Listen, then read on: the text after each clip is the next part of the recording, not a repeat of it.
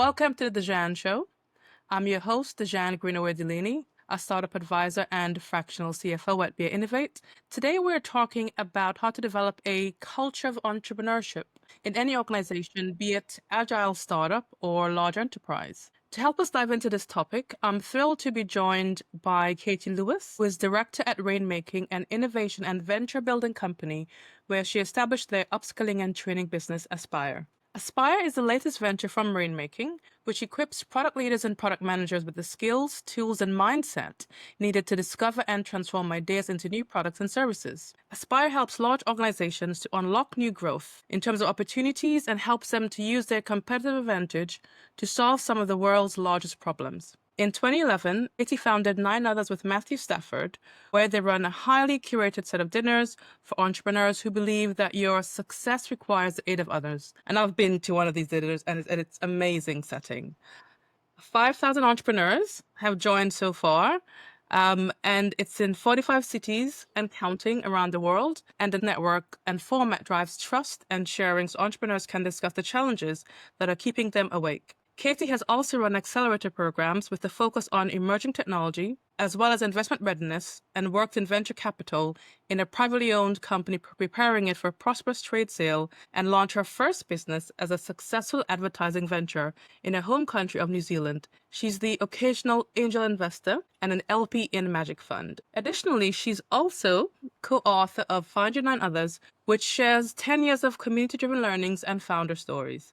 Welcome, Katie. I mean, that is some impressive background. It's absolutely amazing to have you on the show. Thank you so much, Dhosjan. I'm delighted to be here. And yeah, it feels like there's been a few achievements in the last few years when you hear it played back like that. No, I love it. As I was reading through, I was like, I didn't know all of this, which is really, really great. Fantastic. Great to have you on the show. So let's get started. To kick us off, do you mind sharing any of the highlights from your impressive career journey, and also just share with our listeners what's the focus at Aspire? Absolutely. So to start with the highlights, I think when I reflect back now on my career, I really can see that it hasn't been a particularly traditional path, but there are some kind of common things that thread through. And, the old Steve Jobs quote of that the dots connect when you look backwards. And I think at the heart of that has always been a passion for business and a genuine interest in business and curiosity around that. And what has then transpired to be this sort of thread around sort of having an entrepreneurial mindset. And I think that's something I really bring to all of the different career paths I've taken, all of the different roles I've had, is sort of really building on and leaning into this entrepreneurial mindset that I've developed and continue to see playing out time and time again as to having a real value add into all sorts of environments for all types of people who might not necessarily call themselves an entrepreneur. And at Aspire, we really focus on training and upskilling. So again, that's sort of probably the second thread that's come through my career, is really supporting people through different training and engagements to be able to develop skills, use tools, test framework, apply best practice, and also see some of that best practice being applied to other examples that then they can really draw into their own business. So a lot of our focus there is on the upskilling and capability building of startup founders, of people working within really large organizations, and also academics working in universities. So a real variety of people we work with to develop these kind of skills with this sort of entrepreneurial mindset. Thank you. So that's right across the spectrum of the user profile and company profile as well. Fantastic. And what inspired you to co-found 9 Others? So 9 Others started in 2011, and that was when my co-founder Matthew and I were working with 2 different investment firms, but collectively our firms were part of a consortium where we were educating early stage entrepreneurs as to how to go about raising investment. And so we would run a lot of training and engagements, camp days, workshops and things like that. And at the end of it, it was the opportunity for those that had taken the learning, had applied it and were ready to then also be able to meet investors and be able to pitch their business. And so we did so through a series of dinners where we brought together a variety of investors to the table and a variety of those businesses that were ready to pitch for investment. And we would introduce them through the format of having a meal, short form introductions, but the opportunity to really develop a relationship and build connection with each other. And at the end of each night, it used to frustrate me a wee bit that the investors would end up down one end of the room, the founders would end up at the other end after they'd sort of had that initial conversation together. And what it was that investors were finding it to be a great opportunity to connect with fellow investors. What else are you seeing in the market? Who are you working with? And so did the entrepreneurs. It's quite a vulnerable thing when you're pitching for investment. So they've sort of had to put themselves in that situation of sharing about their business, sharing what their vision is, showcasing their kind of ambition for what they believe in. But at the same time, they're also facing a lot of challenges and not just investment. So it could be around hiring, it could be around routes to market. And so the chance for them to chat with that peer group, we found to be incredibly useful for them as well.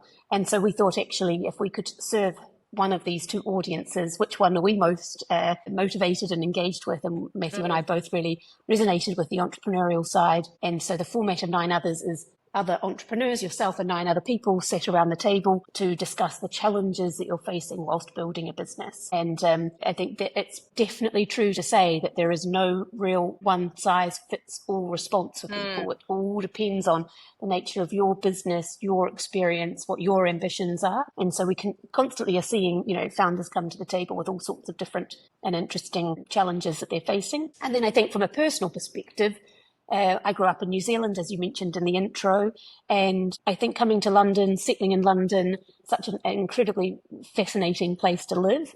But in the early days, it certainly felt like, where do I belong? Where do I fit? And so actually 9 Others was also scratching a bit of a personal itch to kind of have a community, feel a sense of belonging and connection with other good people. So, yeah. Amazing. I attended 1 or 2 of the dinners.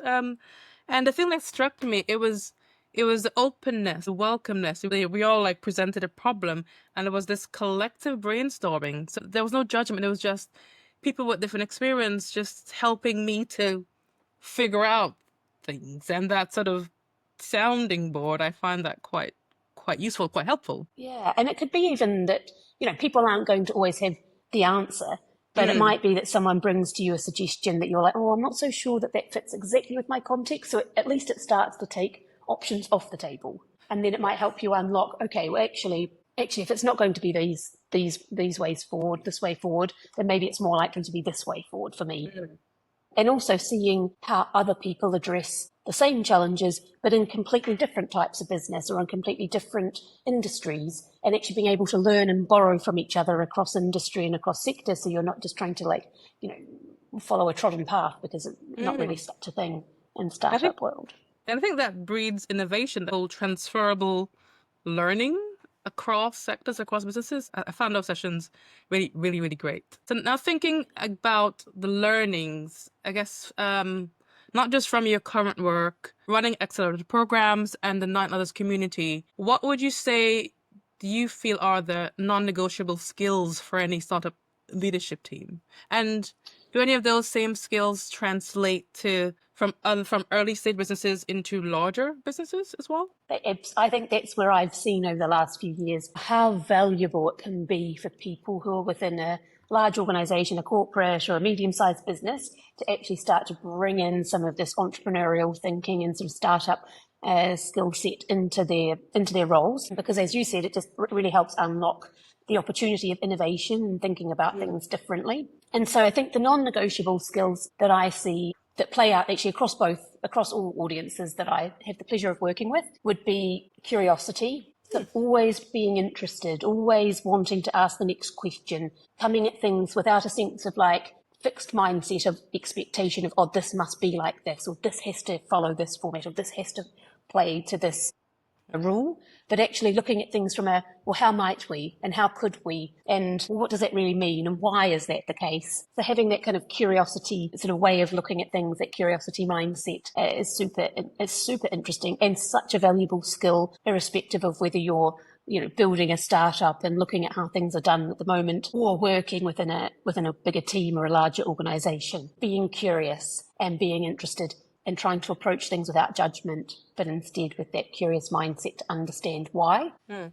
Then I think another skill that perhaps startup founders need a wee bit more than those in corporates, although I can certainly see where it plays out as well, is a real abundance mindset. So as in a startup, you have to believe that there is genuinely so much opportunity out there for you, and that it's just a matter of uncovering exactly where it lands, exactly at the time. That as soon as you start to think of things as being limited and, oh, it's only this opportunity, or it's one of one, or I've got a small pool to be engaging, it can get quite pessimistic and quite hard. And that might, when you're building something brand new. So having that kind of abundant mindset and thinking and unbelieving that there is so much opportunity out there for you and that you're solving a really big problem that can unlock something that's really meaningful is so important to kind of get you up in the morning and keep you going and fighting the big fight in the startup world.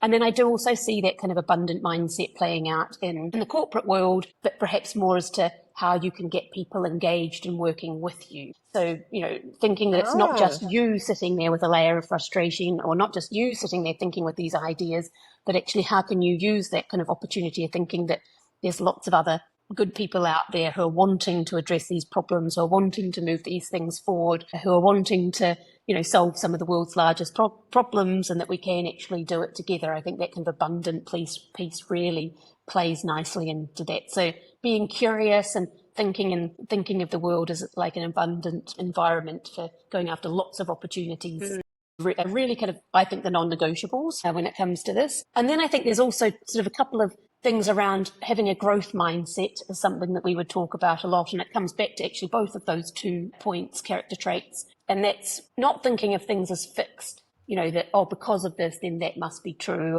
Seeing things as like, oh, that's the way we've always done it, so therefore that's the way it needs to be done. But instead looking at things through sort of a growth mindset of how could we do this better? How could we do this more impactfully? How can we do this so it has a greater impact? And being able to be open to challenge, open to change, open to new ways of doing things is really critical when it comes to that. And then finally, I think here is the skill around communication, whether it's within a startup, if we're always working at kind of that cutting edge of risk. Is it worth it? Are we putting the resources into the right tasks at the right time to unlock the next kind of key milestone or the next value creation opportunity for us? And so you're always balancing risk, but doing so in a way where you're clearly communicating with your team or clearly communicating with different stakeholders and bringing people with you so that they understand your vision and what you're wanting to achieve and the impact that you believe that you could be having is, again, another really powerful way of kind of unlocking that. And I think those things together, I think kind of, being curious, constantly asking why and looking where opportunities can be, having like a real sense of that then there's an abundance of opportunity and being optimistic in that way. And then being able to kind of communicate and bring a team with you helps really mitigate for so many of the challenges that people face when either starting new businesses or launching new products within large organizations. You've flagged quite a few things there. Scribbling as you were speaking, things that resonate with me so much. You mentioned communication is one that I think often gets missed, or it's like people don't. The terms of we're communicating, but is the other party digesting it, breathing it in, so to speak, and right there along with you? Are you listening? Are you taking in what they're saying and their perspectives? And it sort of gets missed and causes a lot of issues in my experience. But I love the risk element, because from a finance leader perspective, we've sort of, finance leaders over the last, 10 years, we've had to shift in terms of we're not just the risk averse person, we're the ones that we sort of have to change where, okay, it's risk, but it's having that growth mindset. So it's almost like we've had to make people aware of the risk in the context of business and bring people along. And okay, well, we're going to do X, Y, Z because of this scenario, and these are assumptions, but everybody's aware of what we're trying to achieve. It sort of ties into this. It all ties in together. As I'm thinking about it. I think so. Yeah, absolutely. Well, that's what you're ultimately mitigating for, isn't it? Is whether even people personally feel like they could be exposed in some way and that they could be taking a career risk, or they could be taking a resource usage risk in startup world. It can feel like things are quite finite and people might have very fixed kind of timelines that they're trying to prove something. And I think a way that we can help people bring some of that, the awareness of managing the risk, which finance people do all of the time, is by also enabling people to run experiments and think of it like you're looking at it as an experiment. So where might be, what is the hypothesis that you are testing, and then how might you actually go about testing that in the first couple of iterations of that to prove whether it's true or not. And I think if we can frame things as experiments and tests using hypotheses and as like a framing, communicating that clearly, and setting also expectations as to what good looks like. Well, why would you, when would we continue down this route? When would we keep putting further investment or further resource or take it to our boss? What does good look like in that framing? And really working positively with risk to sort of say, actually, we identify that this is something that might not have been done before, that we might not have done before, or that there are so many unknowns that we at least know where we want to start and how we want to experiment and test that to see whether it's something we should pursue further. Yeah, I like that. It's that business partnering, bringing people along and learning from them as well. I quite like that. Thank you.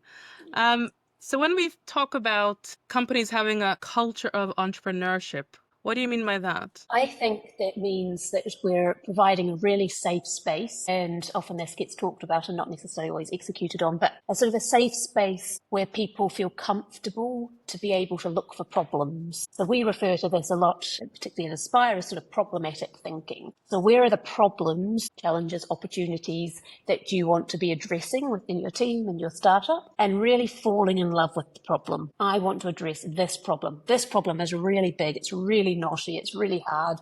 But if we could have solved this problem, it will enable us to change the lives of thousands, hundreds of thousands, millions of people. And if people really, if within a culture, within a team, we're really encouraging people to bring to the table problems that they're identifying, challenges that they're seeing, then we can be really focused on addressing opportunities that solve for a big vision and solve for a big ambition, rather than the converse, the opposite is falling in love with the solution and falling in love with the technology. Yep. So a lot of times we will see, and actually my very good colleagues and friends who work in the world of academia, a lot of the work we do there is helping them identify, okay, great, you found a widget, you have a solution. Where is it in society or in business or in the world that people are having that problem?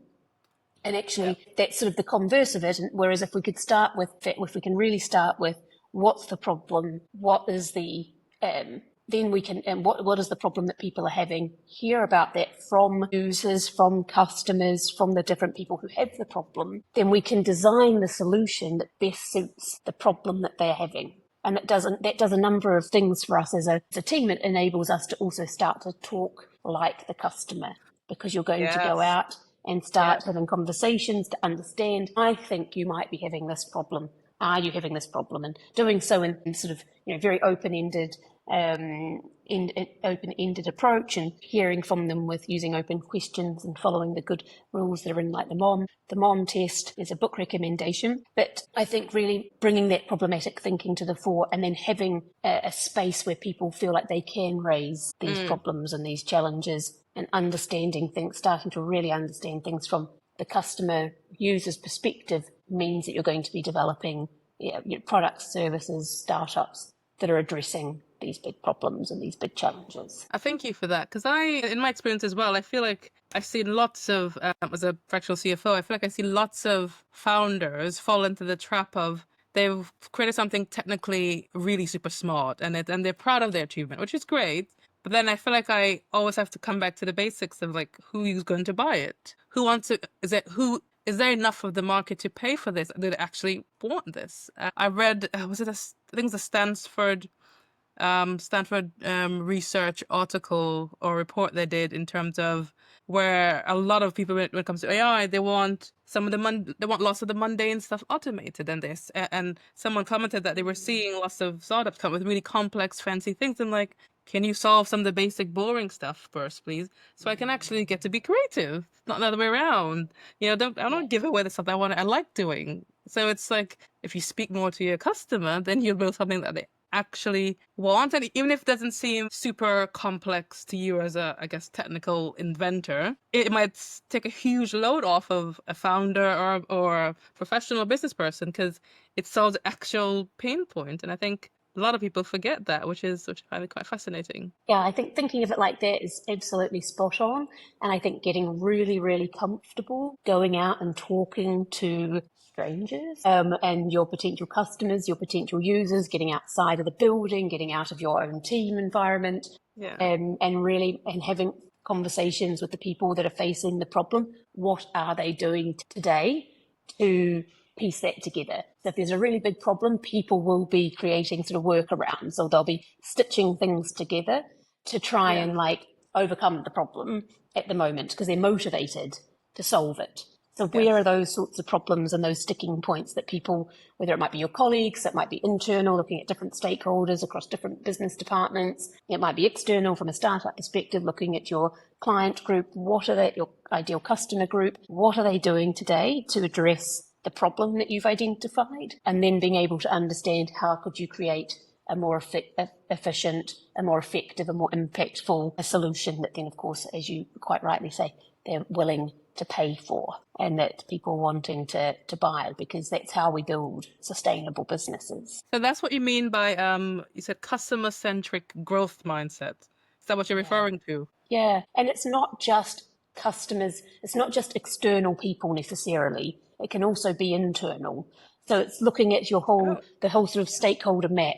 Who has an influence on this for you? And yes, for startup founders, a lot of that is about a customer-centric mindset, is then looking at who your users are, who your customers are, who's buying from you. But within those customer groups, there will be a range of different influences in those groups. So there'll be the person who is making the buying decision. That might be me if I'm a consumer and you're selling B2C. But if you're selling B2B, then also thinking about who are the other influencing parties on that, whose other perspectives do you need to understand, what language, how is your direct customer or a client onward selling what you're doing into their wider team, perhaps into their finance department, perhaps to their boss, perhaps to their teammates to use your solution, your product. And so it's about really being human to human. And I think getting yourself out of the building and making sure that you're constantly having conversations with that end user, with that customer, and the group of people that sit around your customer is so important. I mean, you can pick up new opportunities, you can pick up language, how they talk about things, you can pick up whether there's a sense of urgency, a change, but in trying to do so. Priorities, absolutely. Yeah. But doing so from a screen or from scrolling and watching what people post on LinkedIn or seeing what comes up in the news isn't enough. So you need to get out of the building and be having conversations and meeting people. Thank you for that, because you raise a really good point in terms of speaking the customer language. I think a lot of us miss, because if I'm talking about an AI in finance tech or something, I might be like, oh yes, it's great to help you figure out your cash runway. As a finance professional for 20 years, that makes sense to me. But a lot of people, it just means when they're going to run out of cash. Cash runway, no, don't say that. Say, when are you going to run out of cash? Which is important. And it's because just people interpret things differently. So if you can say the same thing, it's the same solution, but if you frame it in their context, you probably pick up quite a few customers because they understand what you're talking about. That's right, exactly. And it demonstrates like an empathy, and that you're putting them at the heart of your own solution. So what is it, if they're sitting around a table with you, what is it that they want to know? They want to know when they're going to run out of cash. That's the key decision that they need to be, the key piece of information that they need to be able to understand, and that's, yeah, exactly. You'll hear that played back time and time again, I'm sure. Fantastic. You mentioned in our chat Alex's example. Yes, I was going to give that example of really understanding what customers, how talking with your customers helps you understand what they actually want and not being solution driven.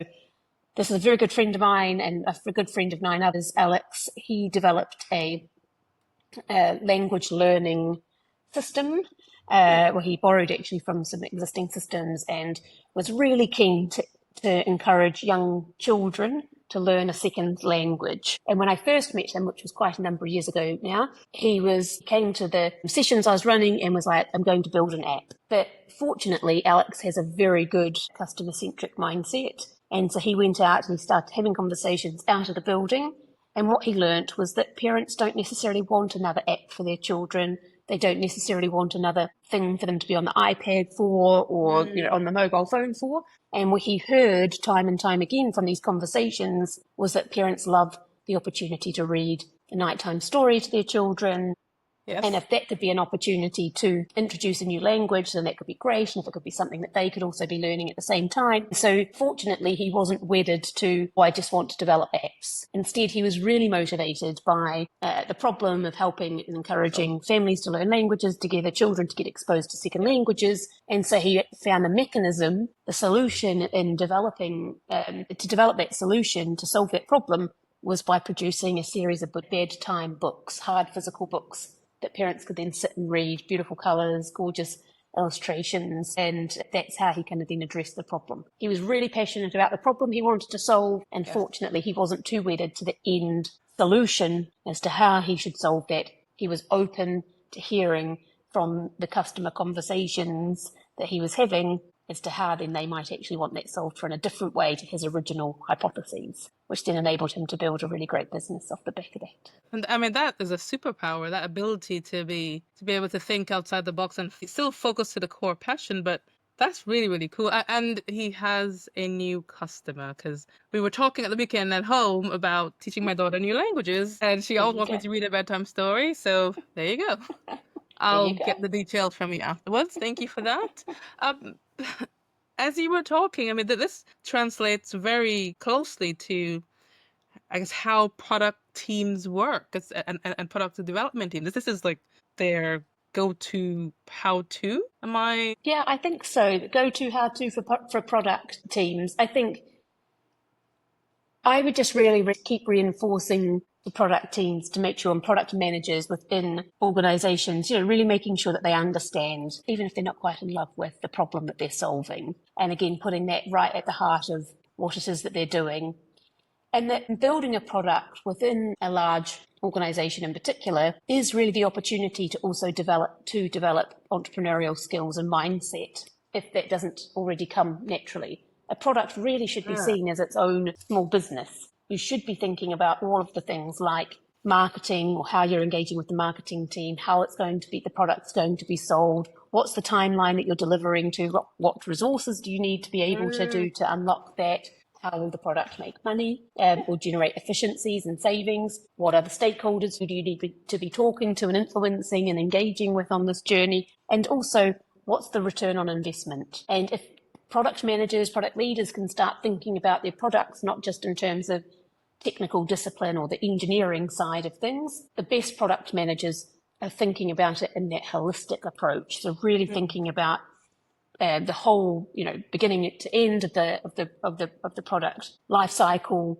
Even if they're just focusing on one particular stage of it, they know what stages they need to be considering next and who they need to get buy-in from next. Because it's always easier to go to people and ask for advice and input when you're sort of, again, playing that the curious lens to these things, going and asking people for, I'm looking at developing this widget, or I'm managing this product. I'd really love to hear how you find this part of it, or how you engage with it, or how it could help you more, or going out and asking lots of those questions. And that could be that's a really nice way of then unlocking further flag bearers around your product, further people who are kind of, championing the products that you're developing and understanding the value that it's bringing, so that as you go through the different stages of development, you're making sure you're firstly developing it for the people who need it and want, you're addressing that problem. But secondly, you're, particularly in a corporate setting, you are unlocking some of those blockers, and the people who might be like, hold on a minute, I didn't know that this was going on. What are you doing over here? Why are we building this kind of product and service?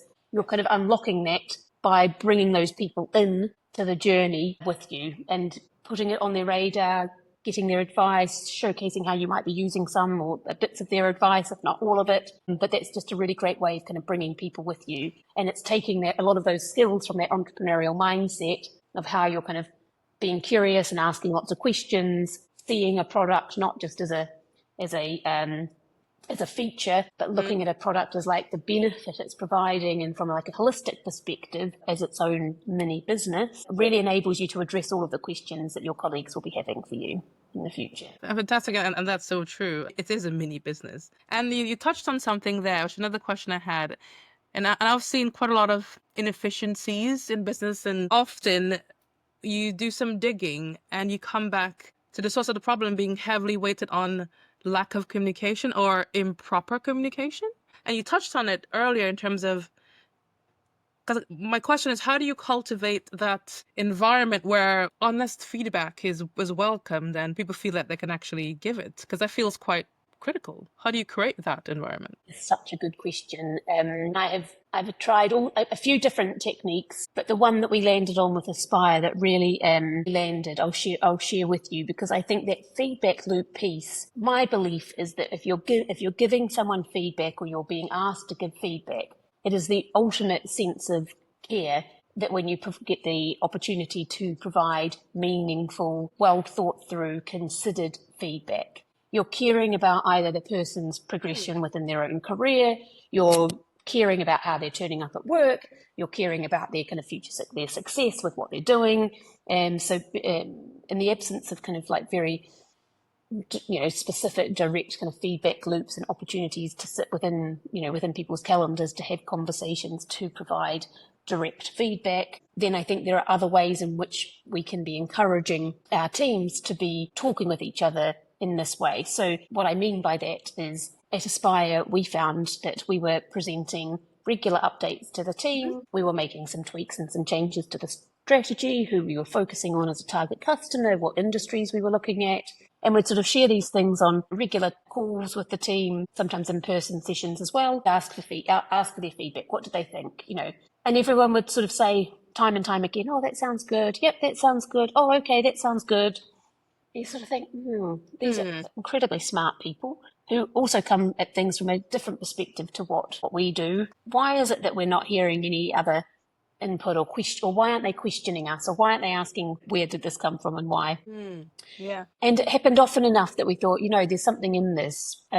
How do we make sure that people feel that they can be challenging us with a sense of curiosity and wanting to know more, but also in a meaningful way to provide constructive feedback? And so we realized that as a team, we hadn't really developed that way of working together or that language. And so we brought in a fabulous expert to run some workshops with us, and then we made a real commitment to doing it. And it's a military concept that we were introduced to called red teaming. And it's effectively where a team would set out the strategy, they'd set out the approach, and then you'd pass the strategy. In our instance, it was a lot of sales documents. We've set out the sales proposal for this particular client. They're wanting to do these sorts of things. Can you now please red team this? Please look for the holes, look for the gaps, look for the language that doesn't make sense, look for the weakness. Where's the weakness? And in the military term, where would you be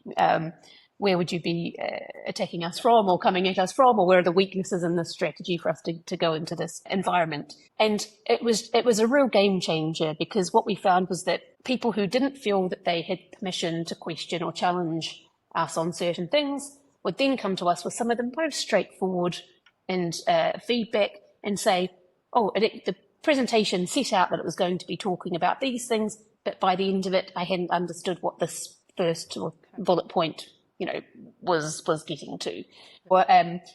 Or, there's a lot of jargon. I don't know what these 3 acronyms mean. Oh, and if you don't know what they mean and you're working in our team and in our company, then maybe the client might not know what they mean. And we might have slipped into our language rather than the customer language. And so we found that to be a real game changer, and it gave permission for people in 2 ways. Firstly, to go and ask for feedback. Please, would you red team this for me? You're not in my department or in my area, but I'd really appreciate some outside perspective and input on this. And secondly, for people to say, I'd really like some feedback. I'm not quite ready for it to be red teamed yet. I'm still a bit close to it, or I'm still feeling quite connected with it. But if you could just provide me with that initial feedback, which maybe then means the other person knows to be a bit softer, perhaps not as critical in the feedback that they might be giving. It just enabled us as a team to be able to frame how we wanted to receive feedback at any given time. And I think for us, it was a real game changer in terms of developing that way of working together and creating that safe environment where people could say, okay, I'm coming at this because I'm red teaming it. It's not personal. I'm coming at from this approach. I think I've never used that before, red teaming, but I think that's really good because you've given people permission to bring that diversity of thought, which every business needs to get to the next level. So that's brilliant. It's really good. Thank you. And that everyone across the business has responsibility, just like anyone within a product management function or anyone within like sort of corporate working on new growth opportunities, new innovations, has a responsibility to be bringing their perspective to the table, because it's all about crafting new ways forward. Oh, amazing, because people will see your blind spots and you're so close to something that you just don't see what's obvious and needed and important. So that's really, really cool. Thank you. So now on to the AI question. So given this current rapid tech revolution, I feel, as we were talking there, like everybody needs to be more entrepreneurial. Because I think given the tech revolution, but also the macroeconomic landscape and political environment that we're dealing with, things are changing, and so many things are uncertainty, and things are changing across industries and sectors. So we have to act differently. And I feel that the AI has a potential to help us navigate some of that. Do you have any views on how AI will sort of feed into the ways of working in the next few years? I do. And I think we need to start with encouraging people who aren't yet experimenting and playing with some of the tools to just start giving it a go. Yeah. Start, having a play on ChatGPT. What does it mean? What does it feed back to you? What could you start to think about how you're using it? What could you be using it for in your workflows? And then try another tool, and then ask a colleague or ask a friend, what tools are they using? And just become really curious, is my theme, really curious about how are these working? How could they work for you? Because it's not a matter of whether they would or they wouldn't. It's a matter, all of these tools are a matter of what you put into them in order to then develop, what the outcomes are for you and how they could support you. So I think encouraging people to get really curious, test, try, play, and have a bit of fun and suss things out and see what you go back to, what tool you start to use the most, and ideally develop your toolkit of different AI tools that you can be using for different reasons. Mm-hmm. And then once you start to feel comfortable with that, I think it's the opportunity to think of, okay, well, what tasks and things, workflows or activities am I doing day to day or week to week that I could start to automate or lean on a bit more heavily onto AI to be using, and working through how you can be doing that that's sort of meaningful for you and your work. And it's not an opportunity then to be saying, oh, well, great, AI is now doing my job. That's not what we're saying. What we're saying is, let's remove some of the, or deprioritize from your hours of your week some of the sort of tasks that you can be automating now or that you can be using AI to do, to free up time for you to be spending on more valuable activities, which I believe are developing relationships and connections with other people. So I think the most important thing that we can be leveraging AI to do is to give us time back in our weeks, in our days, to meet for coffee, to meet someone for lunch, to go for a walk in a park with someone, come out to a meal, or to do something.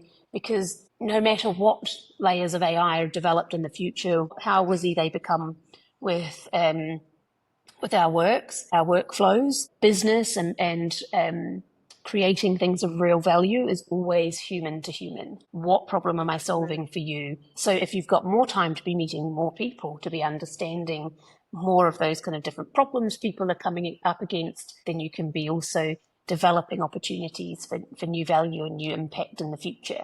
So I think if we can start thinking about it like that, where is the opportunity of your time, and where you can be spending that time, investing that time, thanks to the support that AI can provide you across things that might have taken you an hour, 2 hours, 3 hours to prepare.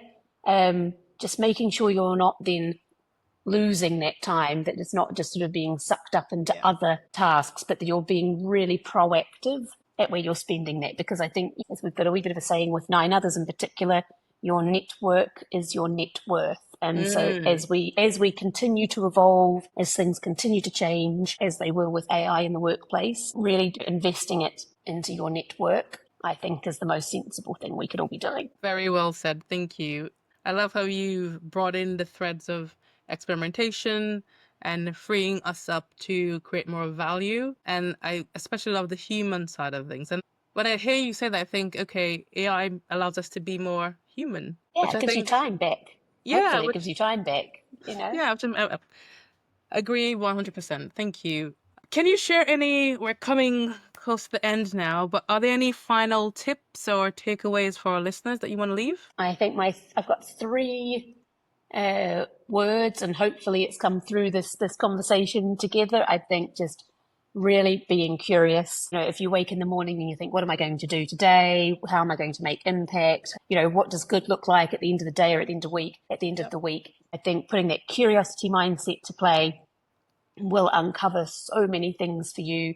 So being curious, having an abundant mindset, seeing that the world is full of opportunity and full of that possibility, I think is a great way for us to all be thinking and living our best lives. And then also being connected. We hear as well with this world of AI and technology, whether it be social media, whether it be, you know, things that we can be, you know, amount of screen time we're all getting. I think if we can start to really prioritize connectivity with each other, we'll also start to address some of the world's biggest problems by being connected together. Fantastic. Thank you. Thank you so much. You've shared so many great insights and tips and practical how-tos. So thank you so much for joining us. It's been an absolute pleasure to have you on the show. How can our listeners get in touch? Where can they find you? So LinkedIn is probably the best place. I'm Katie Lewis on LinkedIn, and my tag was Katie Lewis 66 at the end of my LinkedIn. So they're very welcome. Katie Lewis 66 on my LinkedIn. So they're very welcome to come and connect with me on LinkedIn. Fantastic. And I'll be sure to share those details on the show notes for this episode so they can quickly find you and quickly reach out to you.